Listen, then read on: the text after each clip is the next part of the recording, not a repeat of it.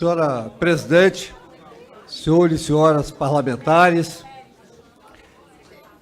nós estamos discutindo hoje um tema que é um tema complexo no mundo inteiro. Não é só no Brasil que a reforma da Previdência ela é problemática. Mas aqui no país, a nossa situação é muito mais grave em relação ao debate dessa reforma. E é muito importante que nós tenhamos a oportunidade de falar para o país o que significa essa reforma. O argumento principal da reforma é que ela vai acabar com o privilégio. Eu estou nessa casa há 4 anos. E toda vez quando vê um projeto que vai penalizar privilégio, essa casa enche. Porque os privilegiados não estão aqui, sabe por quê? Porque eles não serão penalizados com a reforma da Previdência. Quem será penalizado com a reforma da Previdência é o trabalhador. É aquele que recebe hoje, no máximo, 2 salários mínimos. Eu quero aqui parabenizar o nosso partido, na pessoa do nosso deputado Afonso Mota, do deputado Gil Cutrim, do deputado Eduardo Bismarck, que apresentaram aqui um voto em separado. E é importante que o debate do voto separado, o PDT, ele não é contra a reforma, muito pelo contrário, todos nós somos favoráveis a reformas.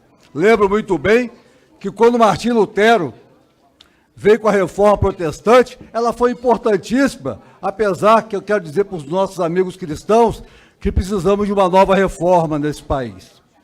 Mas eu quero aqui registrar, porque tem dito com frequência que os parlamentares que são contrários a esse modelo de reforma é porque eles são privilegiados. Eu quero registrar, presidente, que eu sou médico há 38 anos. Minha profissão, médico. Vou me aposentar como médico. Estou na vida pública há vários anos, mas não serei beneficiado por nenhum tipo de previdência parlamentar, como disse aqui um parlamentar hoje dessa casa, que eu fiquei muito triste quando ouvi do parlamentar dizendo, olha, eles votam contra porque são beneficiados. Nós não seremos beneficiados, muito pelo contrário, me sinto orgulhoso porque a profissão que eu escolhi não foi político. A profissão que eu escolhi foi ser médico, e é dela que eu quero me aposentar. Mas eu quero aqui registrar, senhor presidente, porque o modelo que estou se propondo de reforma da Previdência, o desembolso aí, a economia de R$1 trilhão, a conta não fecha. Primeiro que eu não conheço reforma de Previdência em lugar nenhum aonde se faz previamente um cálculo atuarial. A Previdência está falida? Está. Mas não é a Previdência, o regime geral da Previdência está falido, não. Está falida a Previdência das estatais, está falida a Previdência de estados, de municípios, porque brincaram com o dinheiro público. Brincaram com o dinheiro público. Nós sabemos muito bem que até 2015, a Previdência brasileira, o regime geral, ele era superavitário. Por que ele era superavitário? Porque o Brasil vivia o pleno emprego. É só o país voltar a gerar emprego que nós teremos uma base maior de contribuição e teremos resolvido o problema da Previdência. Não sou contrário discutir a idade mínima, não, eu sou médico. Não tenho nenhuma dificuldade como médico trabalhar até os 65 anos de idade. Mas eu quero aqui registrar que um coletor de lixo que passa da sua porta correndo atrás daquele caminhão, é impossível ele conseguir trabalhar até os 65 anos de idade. E assim como outras profissões. É importante lembrar que o trabalhador na área rural, ele tem uma expectativa de vida menor do que a nossa, porque a sua qualidade de vida também é menor. Então não podemos aqui tratar os iguais diferentes, os diferentes iguais, até porque isso fere a nossa Constituição. E por essa razão, senhor presidente, a gente está observando aonde vai tirar o recurso. Primeiro, nós vamos tirar do PIS/PASEP, que é do abono salarial. Hoje são 23 bilhões de brasileiros que ganham até 2 salários mínimos, que recebem um salário anual. Como se o salário mínimo servisse para esse trabalhador aplicar dinheiro no mercado financeiro, mandar dinheiro para banco no exterior, ou, de repente, comprar qualquer tipo de imóvel de custo alto.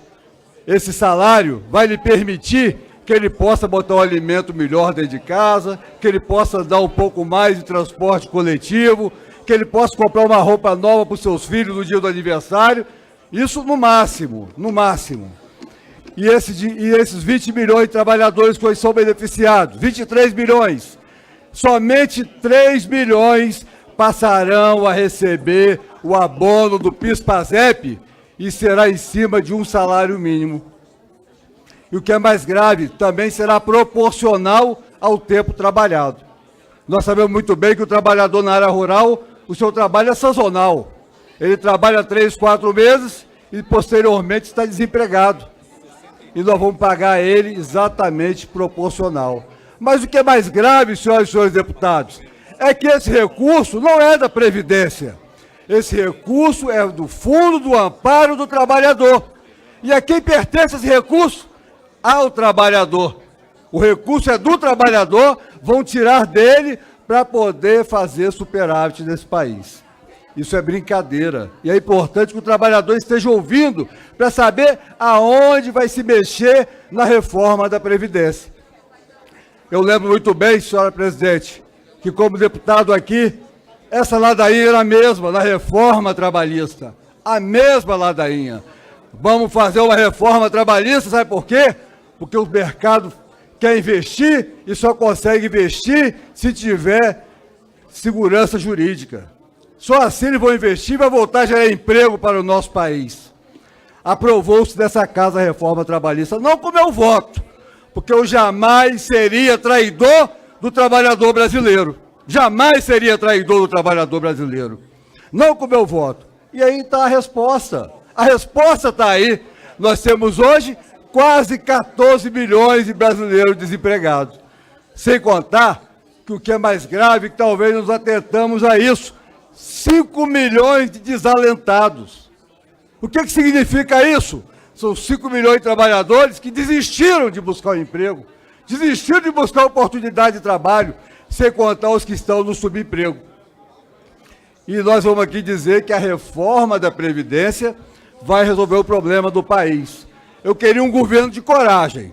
Eu queria um governo que tivesse peito e tirasse da onde tem que tirar e da onde tem. Olha o orçamento da União.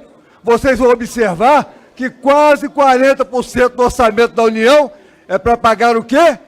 Dívida pública, amortização e juros da dívida. Vamos fazer a auditagem da dívida. É 1 trilhão e 100 bilhões de reais por ano. Nós estamos discutindo aqui a economia de 1 trilhão de reais.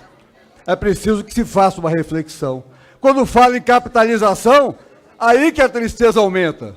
Porque nós temos que garantir ao trabalhador brasileiro o regime geral da Previdência Social, aqueles que ganham até 5 salários mínimos. E vou dizer por quê. Aqui no Brasil, já tivemos um monte de instituição de capitalização. Quem não se lembra da CAPEM? Quem não se lembra da CAPEM? Quantas instituições financeiras que alguém aplicou suas economias e depois ela faliu. E quando ela faliu, mandou-se fazer uma intervenção judicial para poder pagar aos credores com o saldo da instituição. Você imagine fazer isso com o trabalhador brasileiro, com aquele que hoje precisa de até 2 salários mínimos para sobreviver? Nós temos que ter responsabilidade nessa casa. Quando fala no BPC, a tristeza aumenta mais ainda, porque são 4 milhões e 500 mil brasileiros deficientes físicos e idosos que recebem um salário mínimo. Eu queria até sugerir aos parlamentares que são favoráveis à reforma que tentasse sobreviver uma semana com salário mínimo. Não um mês inteiro, não. Uma semana com salário mínimo. E queria fazer um desafio àqueles que vão votar a favor da reforma da Previdência, se eles são segurados do regime geral da Previdência Social. Muitos já têm uma aposentadoria, têm 2 aposentadorias. Nós não podemos permitir isso, senhora presidente. Tirar dinheiro do BPC para poder acertar, fazer superávit primário. E eu quero, senhor presidente, e aos parlamentares, vamos fazer uma reflexão. Vamos entender que o futuro dessa população depende de nós. Nós aqui vamos discutir, vamos aprovar o futuro da população brasileira. E eu quero aqui dizer que o voto do PDT, nós estamos a favor pela inconstitucionalidade desse projeto, porque ele fere a cláusula pétrea e nós vamos também lutar. Ou se muda a reforma, ou não se terá reforma nesse país, porque chega de fazer pobreza e miséria no Brasil. Muito obrigado.